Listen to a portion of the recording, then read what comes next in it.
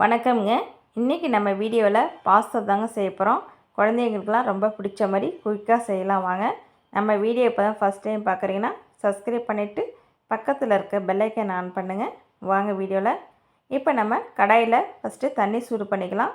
தண்ணி நல்லா கொதிச்சிட்ருக்கு பாருங்கள், இந்த மாதிரி கொதிக்கணும். இப்போ நான் ஒரு 200 கிராம் பாஸ்தா எடுத்துருக்கேன். இதை நம்ம ஃபஸ்ட்டு தண்ணியில் சேர்த்துக்கலாம். தண்ணி நல்லா கொதிக்கணும், கொதிக்க விட்டு தான் சேர்க்கணும்.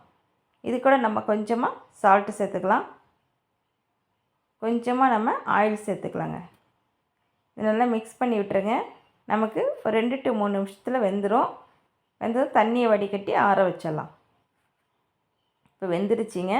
இப்போ நம்ம தாளிப்பு கொடுக்கலாம். நம்ம ஃபஸ்ட்டு ஆயிலில் ஒரு 10 பூண்டு பல் நான் சேர்த்துக்கிறேன் கட் பண்ணி.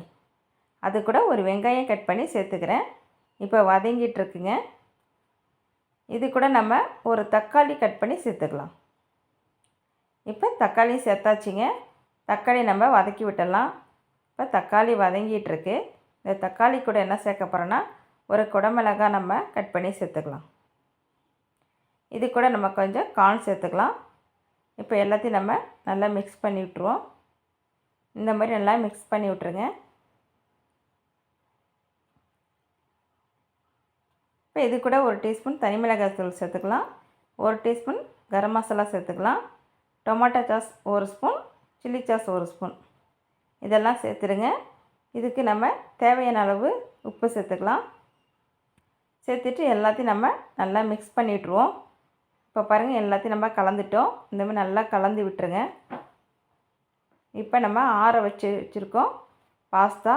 இப்போ இது கூட நம்ம சேர்க்க போகிறோம். இப்போ பாருங்கள், எல்லாம் நல்லா கலந்துருச்சு. இப்போ இது கூட நம்ம பாஸ்தாவை கொட்டி சேர்த்துடலாம். இப்போ நம்ம பாஸ்தாவை கூட சேர்த்தாச்சுங்க. நல்லா கலந்து விடுங்க. இந்த மாதிரி நல்லா ஃபுல்லாக எல்லாம் ஈவனாக கலந்து விடுங்க. ரொம்ப ஈஸியாக செய்யலாங்க. நம்ம வீட்டு குழந்தைங்க கண்டிப்பாக விரும்பி சாப்பிடுவாங்க. நீங்கள் காலையில் பிரேக்ஃபாஸ்ட்டாக செஞ்சு கொடுக்கலாம். ஸ்கூல் விட்டு வந்த உடனே இந்த மாதிரி செஞ்சு கொடுங்க, கண்டிப்பாக விரும்பி சாப்பிடுவாங்க. அவ்வளோதாங்க.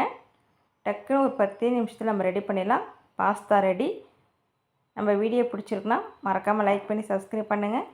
அடுத்த வீடியோவில் பார்க்கலாம். ஓகே, பாய்.